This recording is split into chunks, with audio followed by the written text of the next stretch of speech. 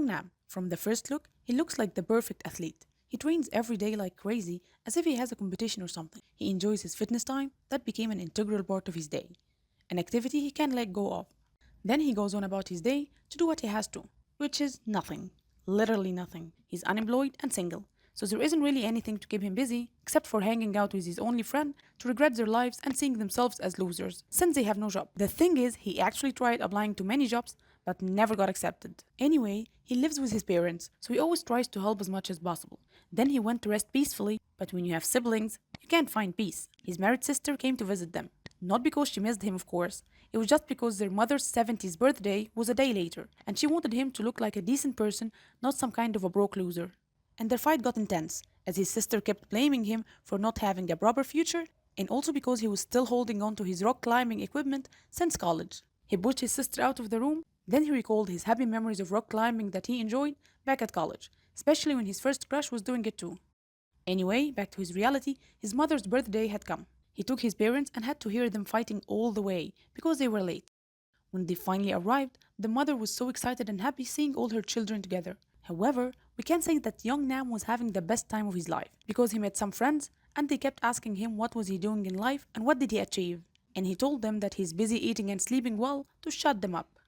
After that, he went to take the family picture, but was surprised to see his crush, Weiju, was the one who presented the cake. She was working there as an assistant manager, and she too was startled upon seeing him, so they went to have some talk, and she asked him about his job.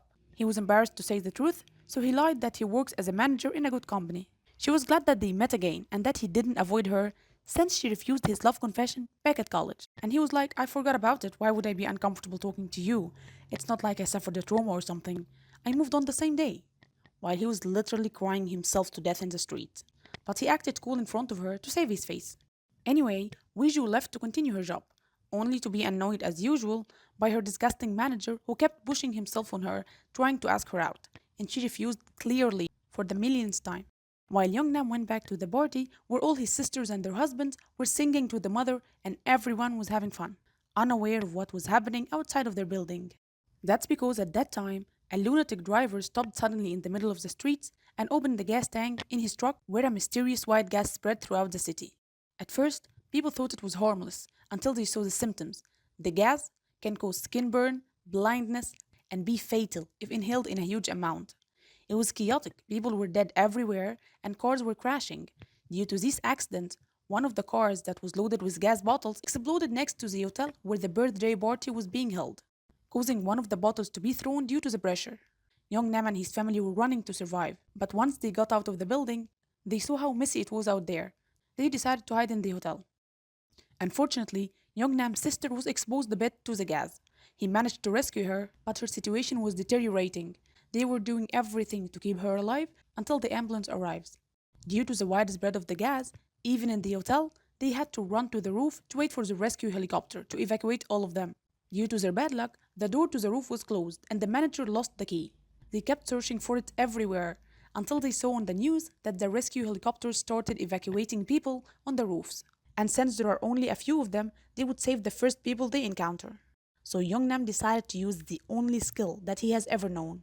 He broke the window so he can climb his way to the roof and open the door himself. Weiju tried to stop him, saying it's too risky, and his family came running to prevent him from doing his stupid plan. However, he couldn't be stopped. He risked it all and jumped. He almost fell, but he nailed it. Then he proceeded with jumping and climbing. It was nerve-wracking for the whole family and Weiju watching him as he was seconds away from death. Finally, he did it. He made it out alive to the roof. Then he opened the door for everyone to safety. For their good luck, they saw a rescue helicopter above them, so they made all sorts of noise to get their attention. They were about to give up, but Weiju told them the SOS sign to ask for help, and they succeeded as one of the helicopters landed on the roof and started evacuating everyone. There was just one little problem. They exceeded the maximum weight, so they took everyone except for Young Nam and Weiju. Since the gas was getting nearer, they searched the hotel for any equipment that can be useful and took some masks that can filter the air for them for a couple of minutes. Then they escaped the building, running throughout the contaminated streets till they got to a gym, took some rest, and started the thriller again. They needed to jump from one roof onto the other, so they had to throw ropes tied to heavy weights, enough to carry their own weight. Then they went one after the other. The gas burned their skin a bit, but they survived. At that time, investigations were carried out by the police to know who was behind the accident.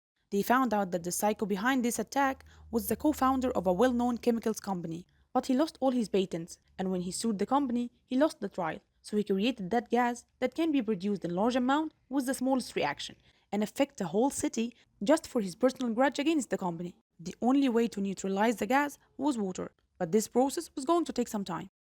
Anyway, back to Young Nam and Weiju, they found a good roof and tried a nice trick. They got some paper human figures to act as if they were high in number and be a priority for the rescue workers. It really worked and a helicopter came, but instead of saving themselves, they directed the helicopter to the building next to them, as there were students stuck in there with nowhere to go. So the helicopter rescued the students and they were left alone as usual. They ran out of options and the gas was getting higher and higher, so they decided to survive on their own and run towards the tower crane to be at a safe height. And on their way, there was a drone following them. That's because his father wanted to make sure that his son was still alive. So he hired someone to search for them using his drone. At the same time, the drone man sold the live streaming to a broadcasting station for more money. So Young Nam and Weiju were all over the news. Not only his family was watching, but the whole nation was following the story. And influencers started talking online.